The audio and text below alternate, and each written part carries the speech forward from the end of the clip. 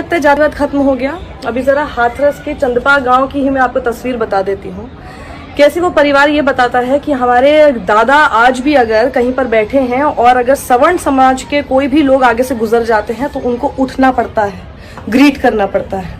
सोचिए, आज भी वो अगर किसी दुकान में जाते हैं और कोई सामान खरीदते हैं तो उनके नोट पर पानी छिड़क कर शुद्धिकरण करके वो नोट लिया जाता है।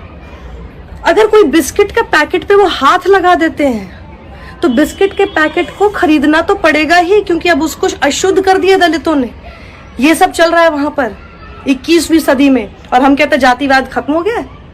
ये मैं किसके हवाले से बोल रही हूँ? 29 सितंबर को तब न्यूज लॉन्ड्री ने ये खबर छापी थी, पूरी डिटेल्ड खबर। वो आप नहीं पढ़ेंगे लेकिन पढ़िए, उसमें आपको पता चलेगा एक एक बात। ये कास्ट के नाम पर, जातिवाद के नाम पर किस तरह से अत्याचार उस परिवार के साथ हमेशा से होता है। और क्यों? आप सोचेंगे कि भैया ऐसी जगह पे सिर्फ उनके साथ ही क्यों अत्याचार हो रहा है? हम तो क्योंकि शहरों में रहते हैं ना, हमें तो समझ में नहीं आता कि जातिवाद नाम की कोई चीज होती है।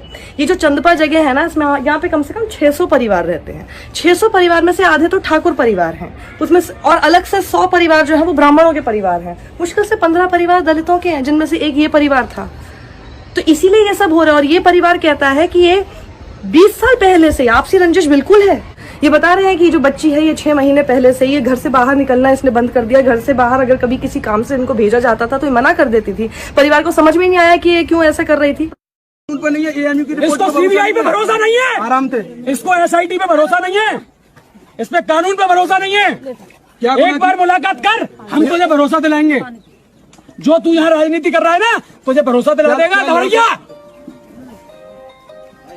ठाकुर घर में पैदा होना, एक बार भरोसा दिला बेटा हमारा। तेरे मुलाकात करने तेरे भाई आए बड़े, आजा जल्दी आ। ये जातिवाद नहीं है तो ये क्या है? ये क्या हो रहा है? आप और हम हमेशा सवाल ये करते रहते हैं ना कि आरक्षण क्यों है? इसीलिए है आरक्षण इसीलिए है क्योंकि हम अभी तक वो सभ्य समाज अपने साथ रहने वालों को बराबरी के दर्जे के साथ नहीं दे पा रहे हैं। आप और हम अभी भी, आप कहेंगे कि जी मैं तो नहीं करता, आपके एक के करने से कुछ नहीं होता ना, हमको वैसा समाज बनाना पड़ेगा। मैं भी आपको कह सकती हूँ कि मैं भी जातिवाद नहीं सोचती हूँ, मैं भी नहीं करती हूँ, लेकिन मेरे एक के सोचने से क्या होगा? मैं तो क्योंकि सवर्ण हूँ ना, जो जाति के हिसाब से बोला जाता तो उस हिसाब से तो मैं सवर्ण हूँ। मुझे क्या फर्क पड़ रहा है? आपको क्या फर्क पड़ रहा है अगर आप सवर्ण है? आपने थोड़ी ना महसूस किया उसको। इसका आप दंश समझते हैं कि किसी दुकान पे आप जाते हैं, आपके साथ इस तरह की जो है व्यवहार करते हैं। पूरा परिवार कह रहा है कि इस गांव में 8वीं क्लास ड्रॉप कर देती हैं लड़कियां, 10वीं क्लास ड्रॉप कर देते हैं लड़के। वो इसलिए क्योंकि वो लोग, स्कूल वाले भी ये उम्मीद करते हैं कि ये तो वाल्मीकि समाज के हैं तो स्कूल को साफ भी ये लोग ही करेंगे। क्यों? वो पढ़ने आते हैं कि किस लिए आते? कहते हैं हमसे बिना गाली गलौज किए बात नहीं करते यहाँ पे लोग। क्यों आप इनसे गाली गलौज करके बात करेंगे? बच्चे कहते हैं कि हमारे जो बुजुर्ग हैं उन तक से ये जितने सवर्ण लोग हैं, ठाकुर ब्राह्मणों के बारे में यानी वो बात कर रहे हैं, जितने सवर्ण लोग हैं वो हमारे बुजुर्गों तक से तुम कह के बात करते हैं। और हमसे वो उम्मीद करते हैं, हमारे बुजुर्गों से वो उम्मीद करते हैं कि इनके यानी ठाकुर ब्राह्मणों के जो बच्चे हैं उनको भी हम आप कह के संबोधित करें। समझ रहे हैं आप? मतलब ये क्या हमने बना रखा है? कैसा समाज हमने बनाया है? ये हम ही ने बनाया है।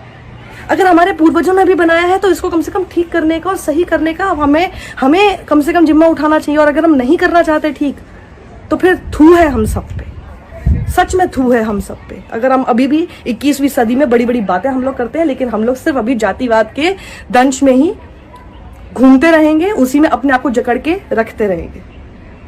ये पूरा परिवार ये कहता है कि इन लोगों से यही बर्दाश्त नहीं हो रहा है कि एक समय ऐसा होता था कि हमारे जो पूर्वज थे वो इनके घरों में जाके इवन 2 वक्त की रोटी लेने के लिए इनके घर में जाके खूब साफ सफाई वगैरह करते थे। अब ये लोग सक्षम हो गए हैं, थोड़े बेटर ऑफ हो गए हैं, बच्चे भी बाहर जाके कमाने लग गए हैं, रोजगार के उनको अवसर मिल गए थे तो थोड़ा बेटर हो गया, अच्छे से कर रहे हैं। तो इनसे यही बर्दाश्त नहीं हो रहा कि आखिर ये लोग अब हमारे घर में सफाई क्यों नहीं कर रहे हैं? ठेका ले रखा है कि आपके घर में सफाई करने का। जैसे आपको पूरी आज़ादी है कि आप क्या काम करेंगे, वैसे ही किसी दूसरे को भी पूरी आज़ादी है कि वो क्या काम करना चाहता है अपनी ज़िंदगी में। ये सब करना बंद कीजिए इसी तरह से, वरना बच्चियां शिकार होती रहेंगी, जातिगत जो आपसी रंजिश है उसका शिकार होते रहेंगे। और फिर मुझे तो ये समझ नहीं आता, जब ऐसे मामले सामने आता है तब क्या आपको नहीं लगता कि हमारे देश का नाम अंतर्राष्ट्रीय स्तर पर कितना बदनाम होता है? जरा सोचिए इस बारे में। सभ्य समाज बनाने की तरफ आगे बढ़िए, वक्त आ गया है।